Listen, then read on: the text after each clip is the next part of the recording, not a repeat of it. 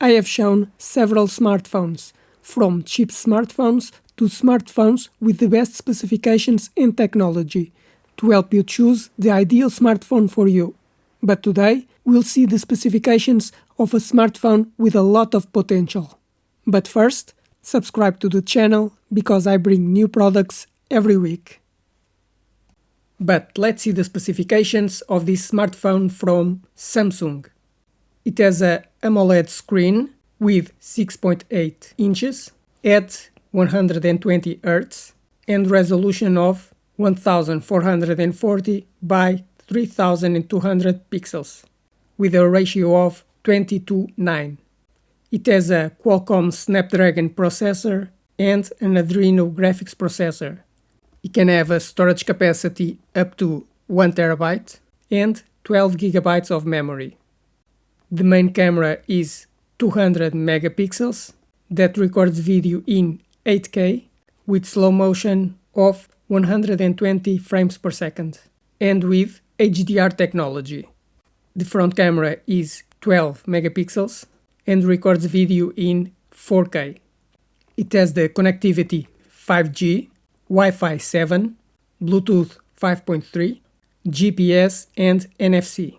It also has a USB 3.2 Type-C connection for charging the battery and transferring files to the computer.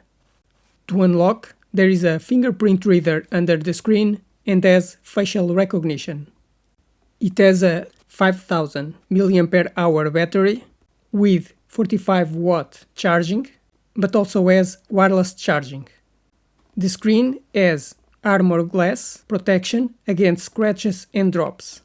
It is built with titanium, IP68 certified for water and dust resistance, and weighs 230 grams.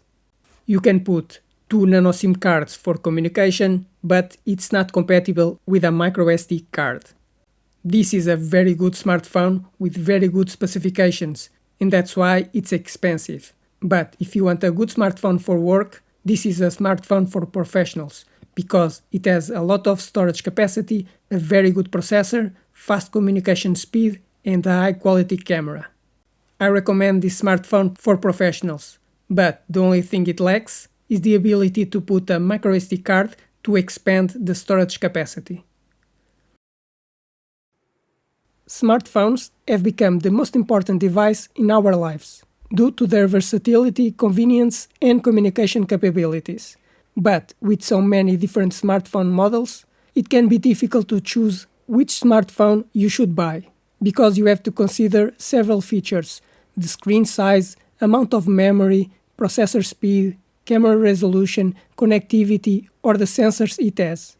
But I will explain all these features to you, so you know how to choose a new smartphone. About the screen, you can choose the size of the screen. Either it has a cutout for the front camera, the resolution, the refresh rate, and the type of screen, because it may have more vibrant colors. I recommend an OLED screen with 6.7 inches with 120 Hz. About the processor. The processor is very important, because the faster it is, the faster the smartphone will work and the smoother your interaction will be. A processor can have multiple cores, speeds, and an integrated graphics processor, which is very important for gaming. I recommend that it have a MediaTek or Snapdragon processor with at least 6 cores at 2.4 GHz.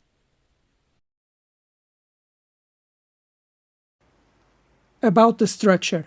A smartphone can be made with different materials: plastic, metal, or glass. It can also have a coating to be more resistant to impacts or scratches. And it can be waterproof and dustproof. I recommend that is made of aluminium for better cooling, with Gorilla Glass protection to protect the screen from scratches, and IP67 certification against dust and water. The RAM memory is the memory that all applications will be running when you use your smartphone. So, if you normally have many apps open, you have to have a lot of memory, and you can choose from 4 GB to 24 GB. I recommend that you choose with at least 8 GB, but if you play games on your smartphone, you may need more.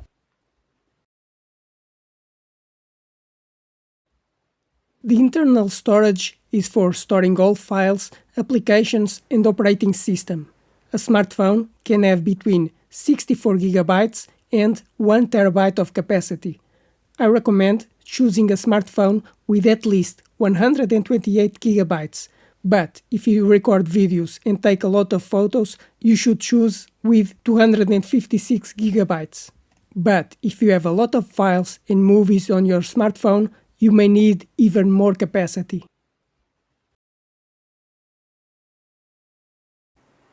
The smartphone normally has two types of cameras, the rear camera and the front camera.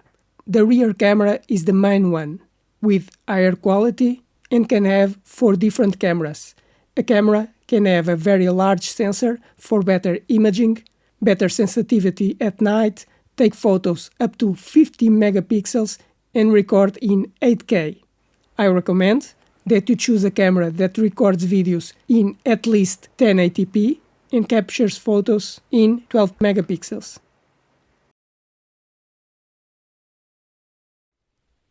The front camera will normally be for you to make video calls, but it can take a lot or little space on the screen. It can have 32 megapixels and record 4K video, but for video calls, a 720p camera is enough. About the smartphone security, so that only you can unlock the smartphone, you can use a password, a fingerprint reader that detects your finger, or facial recognition that detects your face. I recommend that it has at least a fingerprint reader, but it's up to you if you prefer other protection systems. With smartphones becoming thinner and thinner, some connections are no longer existing. But a smartphone can have an audio and USB connection. I recommend a smartphone with a USB Type-C connection for power charging and copying files to the computer. But if you need to connect headphones or a wired sound system, it must also have an audio connection.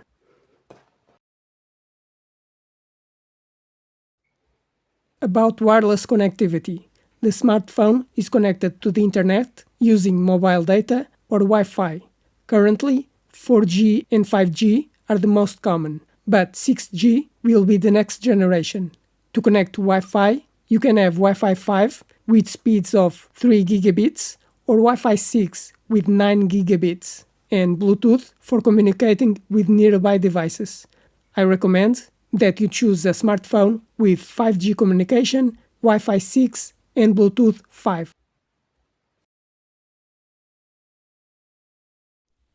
But a smartphone can also allow compatibility with other cards, because a smartphone can have 2 SIM cards for mobile communication, but you can also put a microSD card to expand the storage capacity. The smartphone has at least 1 nano SIM card, but if you need to expand the storage, you can also put a microSD card.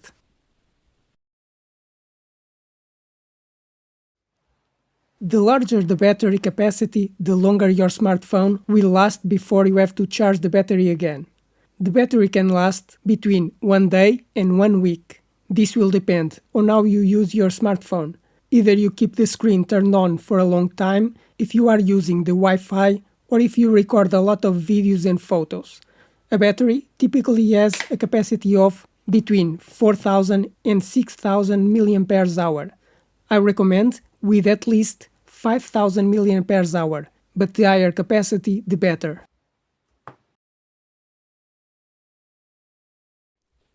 Charging the battery can be done in 2 ways, wired or wireless. Wired charging can be between 10 watts and 240 watts.